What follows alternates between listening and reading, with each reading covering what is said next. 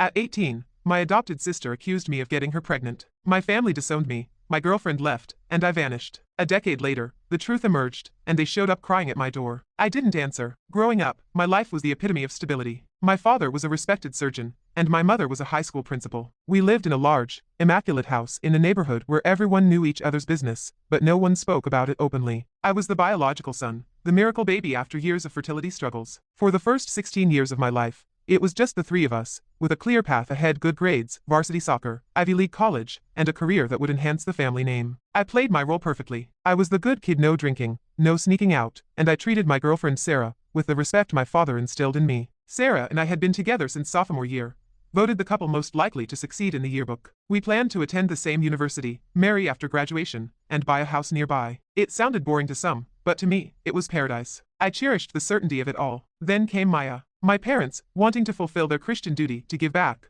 decided that simply donating wasn't enough. When I was 16, they entered the foster to adopt program, specifically seeking an older teen, one nobody else wanted. That's how Maya entered our lives. At 15, she was a year younger than me, with a past locked away in sealed files that social workers whispered about. Initially, things seemed fine. Maya was quiet, almost invisible, spending her time in her room, staring at the walls. My parents were patient, buying her new clothes, redecorating her room, and enrolling her in my private school. They tried hard to be saviors, but I noticed a side of Maya they didn't. Our rooms shared a wall, and I could hear her on a burner phone at night, her voice shifting from sweet and shy to something much harder and colder. In the hallway, she would look right through me with palpable disdain. I didn't understand it. I offered to help with her homework and gave her rides to the mall, but she rejected everything, saying, "I don't need your pity, golden boy." I brushed it off as teenage angst, thinking she just needed time to adjust. I didn't realize she was studying me, searching for weaknesses in my facade. When she found none, she decided to create them instead. 2 years passed. I turned 18, and it was the summer before I was set to leave for Duke University. My acceptance letter was framed on the mantelpiece. Sarah and I were spending every moment together,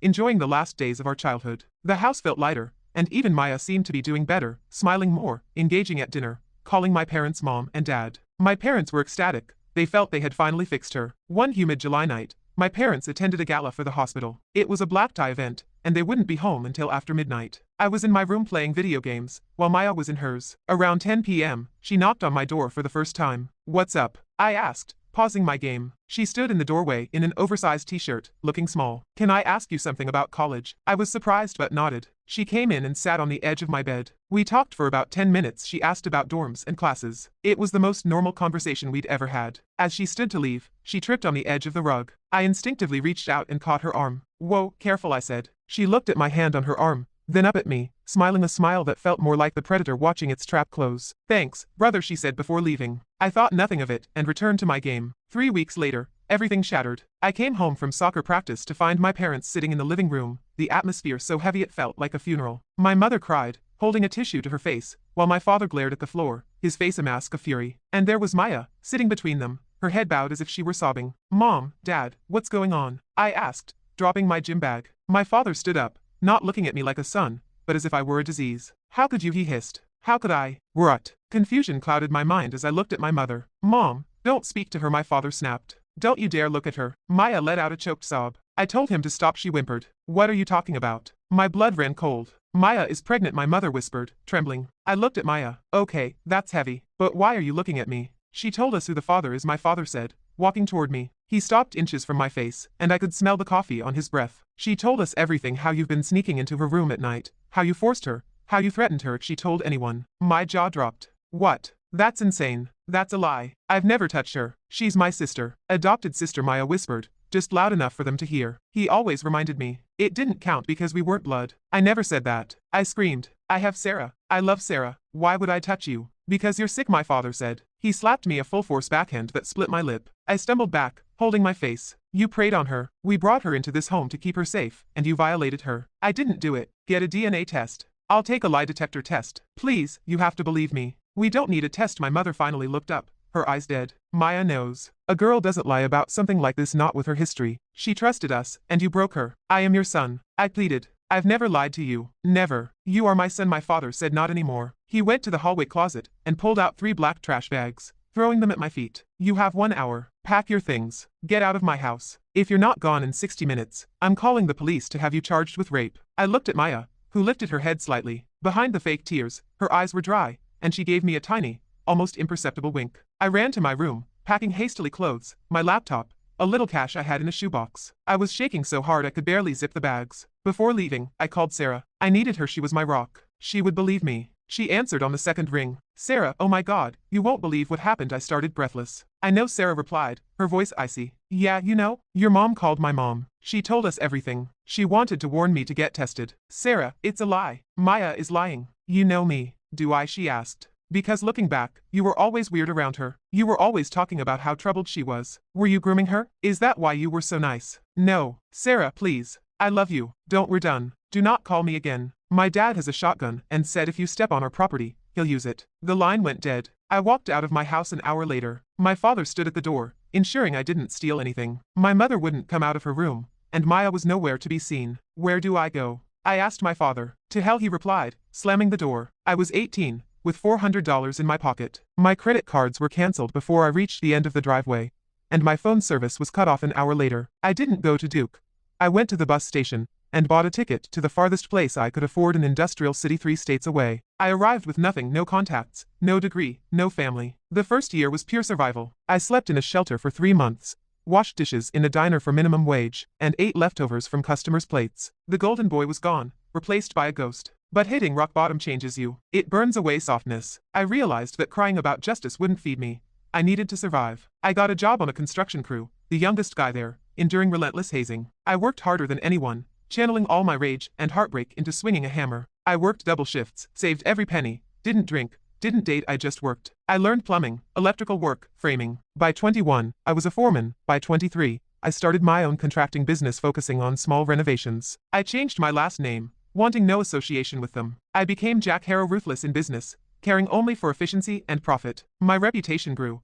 Harrow Construction became the go-to firm for high-end renovations and commercial builds. By 28, I was a millionaire. By 30, a multimillionaire. I bought a massive estate overlooking the ocean, collected vintage cars, and built a life that looked perfect on Instagram, but it felt empty. I didn't let anyone close. I dated women, but never let them stay overnight. I trusted no one. I never looked back, never Googled my parents, never sought out Sarah. As far as I was concerned, they were dead. But the past has a way of rotting if you don't bury it deep enough. On a rainy Tuesday, almost exactly 10 years since I was kicked out, I was in my home office reviewing blueprints for a new skyscraper project when my security system chimed motion detected at the front gate. I pulled up the camera feed on my monitor. A beat-up sedan idled at my estate's iron gates. 3 people got out. Even through the grainy black and white camera, I recognized them. They looked older, smaller, more pathetic. My father was stooped with gray hair, my mother frail and clutching a handbag, and Maya looked the worst, hardened, worn out, smoking a cigarette, looking around nervously. I zoomed in. There was no child with them. I pressed the intercom button but stayed silent, just listening. Are you sure this is the place? My mother asked, her voice cracking. The investigator said this is him, my father replied. Jack Harrow, it has to be him. Buzz it again, my mother rasped. I sat back in my leather chair,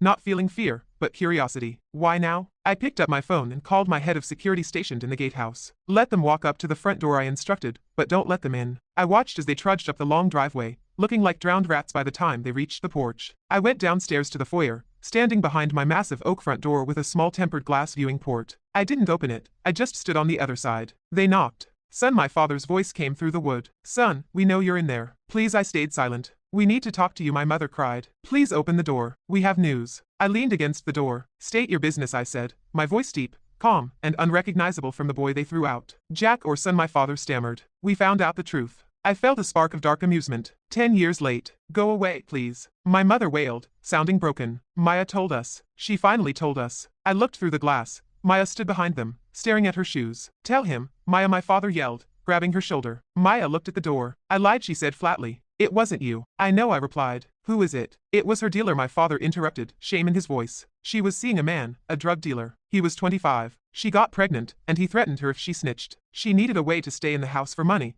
so she blamed you because she knew we would believe her over you. Did she miscarry? I asked. 2 months after you left, my mother sobbed. There never was a baby. So I lost my entire life for a baby that didn't even exist, fathered by a criminal I didn't know, to protect a sister who hated me. Why are you here? To apologize, my father said. Yes, my mother added. We're so sorry. We've lived in hell. We lost you. Sarah hates us too. She found out last week when the investigator found you. She's divorced now. She wanted to come, but we told her we had to do this first. We want you back. We want to be a family again. We made a mistake, a horrible mistake, but we can fix it. We love you. Maya then spoke up, and suddenly I understood the real reason they were here. Mom and Dad, they lost the house. Dad got sued for malpractice. They lost his license. We don't have anywhere to go. I laughed a low, barking laugh that echoed in the foyer. So that's it. You're broke. We are family, my mother pleaded. We have nowhere else to go. Look at this house, son. You have so much room. You can't let your parents sleep on the street. You gave me 1 hour, I replied. Remember? 1 hour to pack my life into 3 trash bags. You threatened to have me arrested for rape. You told me I was dead to you. We were tricked, my father argued. You didn't ask, I shot back. You didn't hesitate. You didn't investigate. You chose the lie because it made you feel like saviors. You wanted to be the heroes who saved the poor adopted girl from the evil biological son. You loved the narrative more than you loved me. Please, my mother slid to her knees,